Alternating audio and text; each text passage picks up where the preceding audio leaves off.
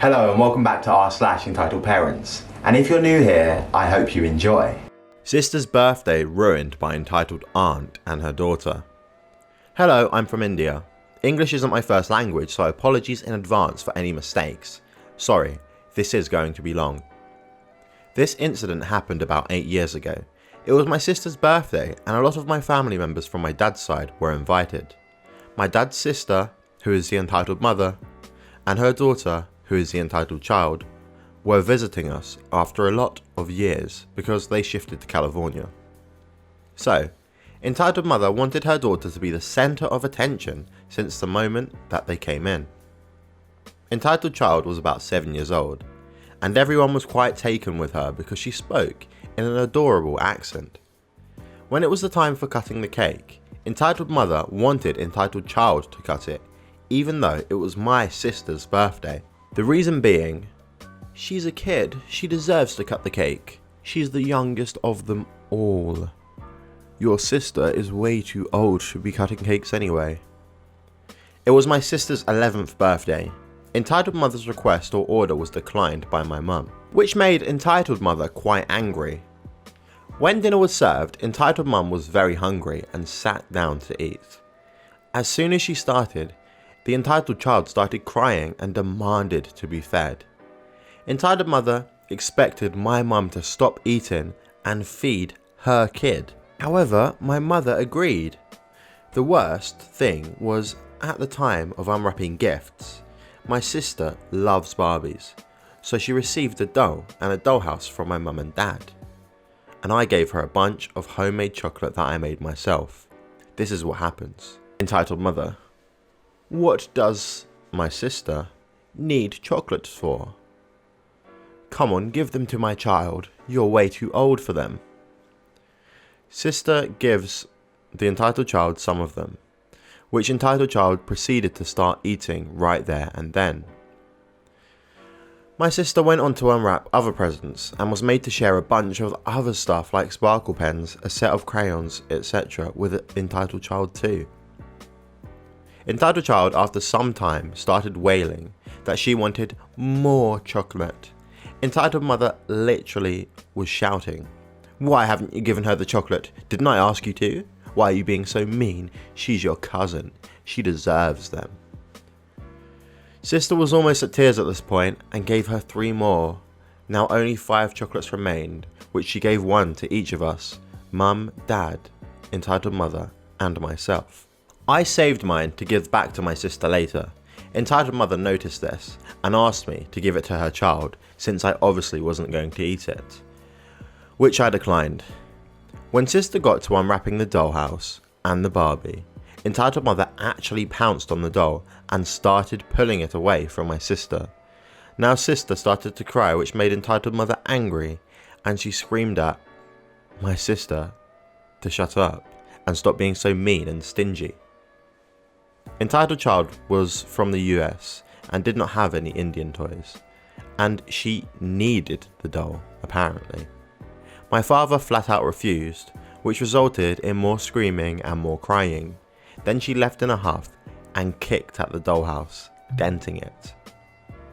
My sister was very sad, and needless to say, her birthday was ruined, but that was not the end of it. About an hour or so later, entitled mother was back, kicking and screaming at our door, saying we had poisoned her kid and that she would be suing us. Entitled child's stomach was aching, but instead of calling a doctor, she had drove her to our house. We seated them and called the doctor, during which entitled mother was screaming about how we were jealous of her and would suffer terrible fates. The doctor said the pain was because of overeating. Guess she shouldn't have had 6 of those chocolates. Entitled mother then proceeded to blame me and my sister for everything, and said how both of us were spoiled and mean kids. My husband is in the army, so your house is mine now. Please note this takes place in the UK. So where I live, there's a small army base, and around it is a housing estate where the families live. Part of this estate was sold to a couple of housing associations, and I live in one of those. The army families move around a lot, so people in these houses generally move every 2 years or so, some a little more frequently, others less so. There's a row of 4 terrace houses directly across from me, and one of them was empty, ready for new tenants. Here's where we begin. I took my daughter to nursery and then went shopping for some new clothes. This was at 9 AM. I get back at 11:30 AM and see a large moving truck in the street. To avoid them, I go to the other side of my property. I suffer from chronic anxiety and tend to avoid most people. I go in the front door and take the new clothes upstairs to sort. Whilst I'm there, I hear a noise from my back garden and door. Looking out of the window, I see a man with a large toolbox trying to open my back door. A woman behind him looking furious, and the guys from the moving company standing around with boxes looking bored. I ran down the stairs and opened the door, meaning the guy, who I guess was a locksmith, practically fell through the door into my kitchen.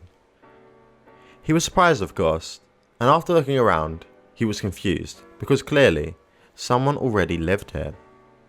The woman then sighs dramatically and thanks me for finally turning up because they've been there since 8 AM trying to get in. She just wants to get her stuff in so she and her kids can sleep. She waves the moving guys forwards and then goes to get her kids out of the car. I'm busy trying to stop the moving guys from coming in with boxes, and her 2 kids, about 3 and 6 years old, come charging into my garden. I've got a slide, a swing, a small trampoline, and a Wendy house there for my daughter to play with. I yell at them all to get out of my garden and stay away from my house. One of the movers looks in the window to my living room, sees all of my furniture in there, and waves his team back to the truck. His team leader pulls out some paperwork and begins going over it. The woman starts yelling at me, telling me I was a liar and a thief among other things. I've lived in this house for 4 years and I tell her such, but she's having none of it. She gets right up in my face screaming at me, and I'm having trouble not bursting into tears and running away, or decking her.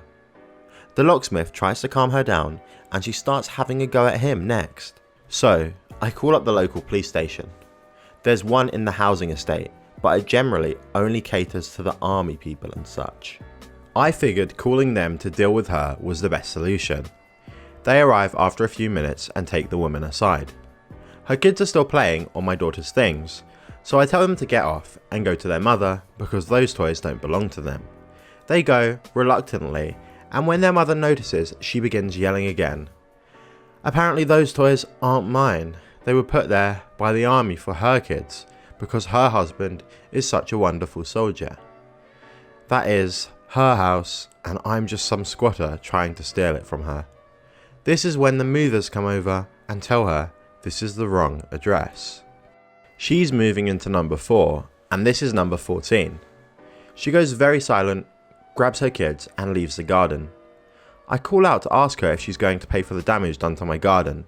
Grass torn up by her kids and the movers. My door, from what it looks like footprints trying to kick it in, and the scratches from the locksmith. My bushes by the gate, movers and her yanking at them whilst waiting for the locksmith. She tells me no because she's done nothing wrong, which is when I inform her that I have cameras installed that would have seen the whole thing.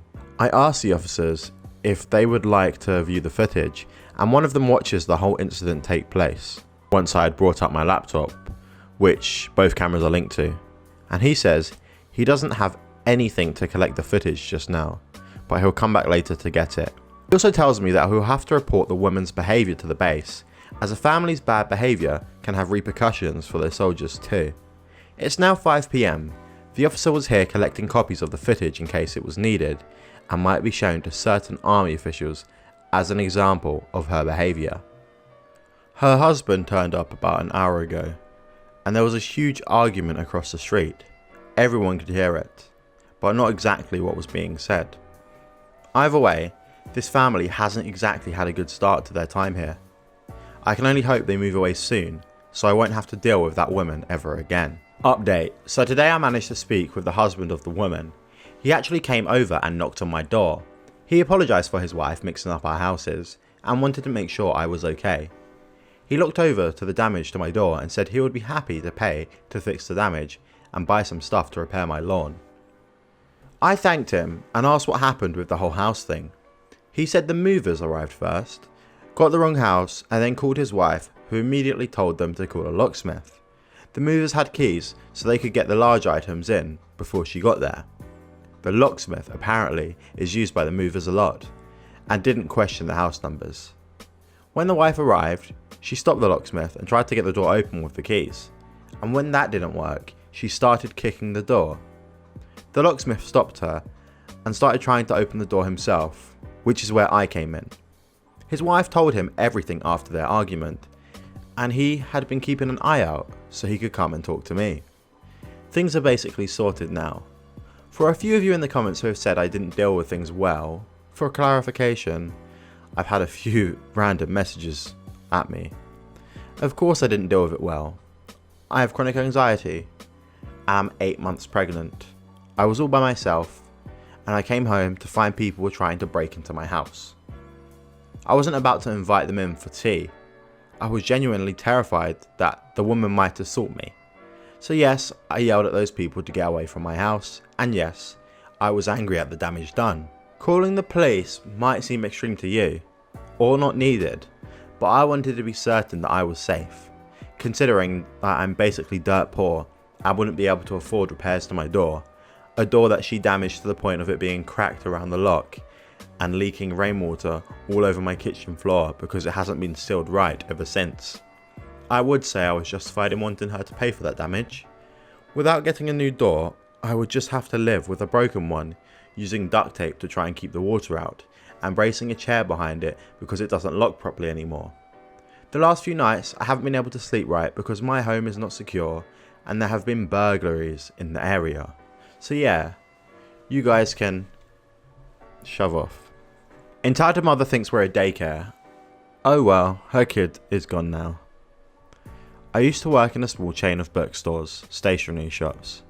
We'd sell books, pens, paper and so on. It was a quirky little store, straight out of a romantic love novella, or a Stephen King book if you prefer. This happened a few years ago, and I have reconstructed it from my memory. While trying to be as accurate as possible, I can't guarantee it. The story. Entitled mother walks into the store with little girl. It's rather early in the morning. Entitled mother looks around and asks me if I could watch her child. Me. Oh no, I'm terrible with children, sorry. Entitled mother responds telling me that it's not for that long and I shouldn't be so fussy about it. I still politely refuse. It is not my job to watch children. I'm afraid that I'm going to do something wrong. But what happens next? Well, Entitled mother leaves the store. And who do I find hidden in the corner? Little girl, who seems to be rather shy or fearful. This happened back in the time before everyone had smartphones, so the kid obviously didn't have a mobile on her. I suspected the mother also wouldn't. I wasn't too surprised that little girl didn't know the number of their landline. I sigh. What am I gonna do? If something happens to that kid while being in the store, and I'm the only present employee, I'm gonna have a bad time. Me. Hey girl, what's your name? Little girl tells me her name. I introduce myself to her, with my name and my surname. Little girl, happy, like only kids can be if they think they did something super smart, or they knew something. Oh, my surname is... And she tells me her surname. Now this rang a bell. I had a customer with the same surname. It turns out that it's her dad. I didn't get paid enough to babysit. In fact, I didn't even get paid enough to do my normal job. So I call her dad at his workplace, since we saved that number in our system. The call went along these lines. Me. Hi, nice dad. It's me, from the bookstore. Nice dad.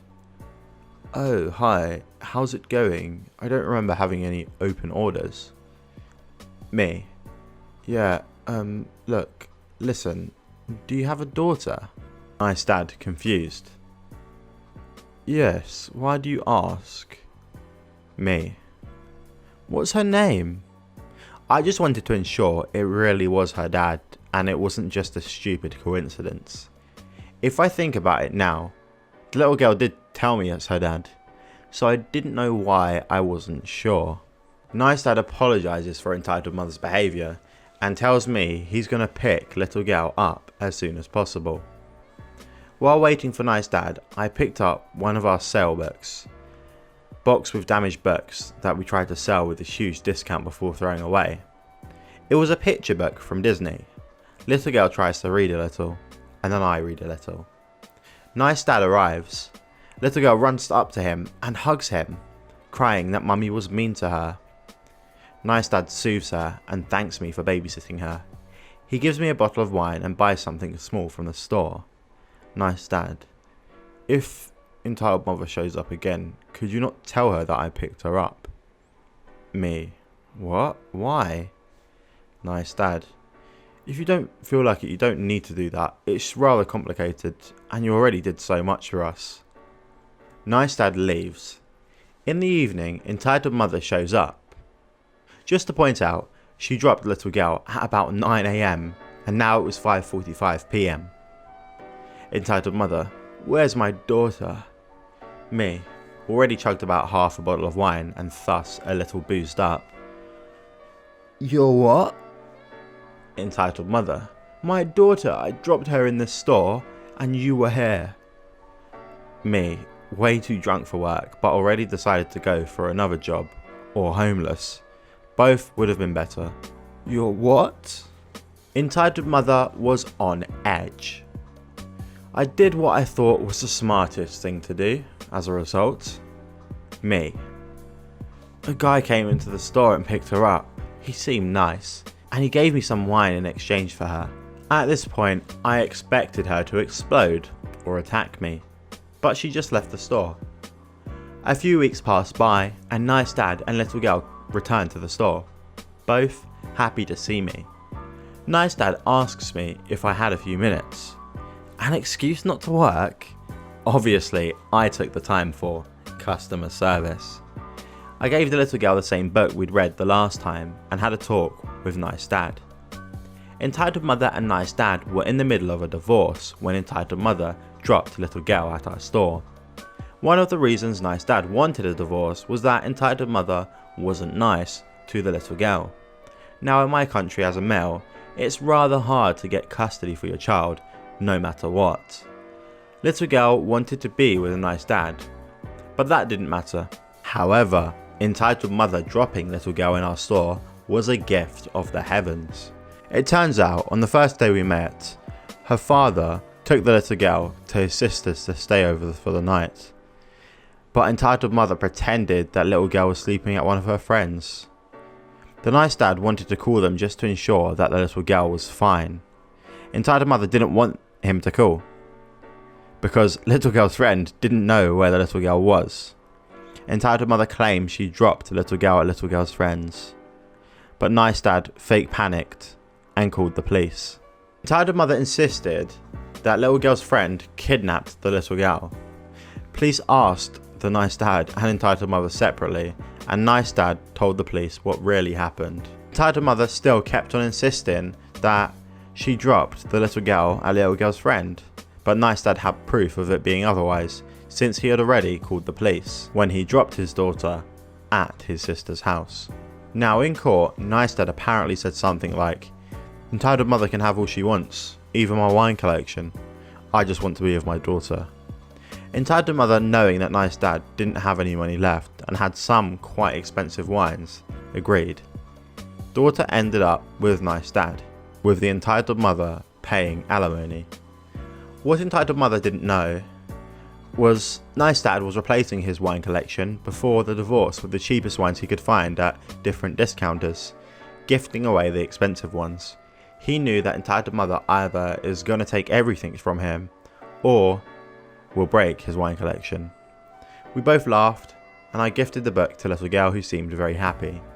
When entitled mother dropped her, she was shy, seemed small, and now she had such a big smile on her face and was curious for everything. She could read much better than a few weeks ago. She seemed like a bird, taking off to fly towards the sun. I absolutely hated my job, but situations like these made me a little bit nostalgic. Somehow I miss direct interactions with customers. On the other hand, actually I don't. Actually, I seriously don't.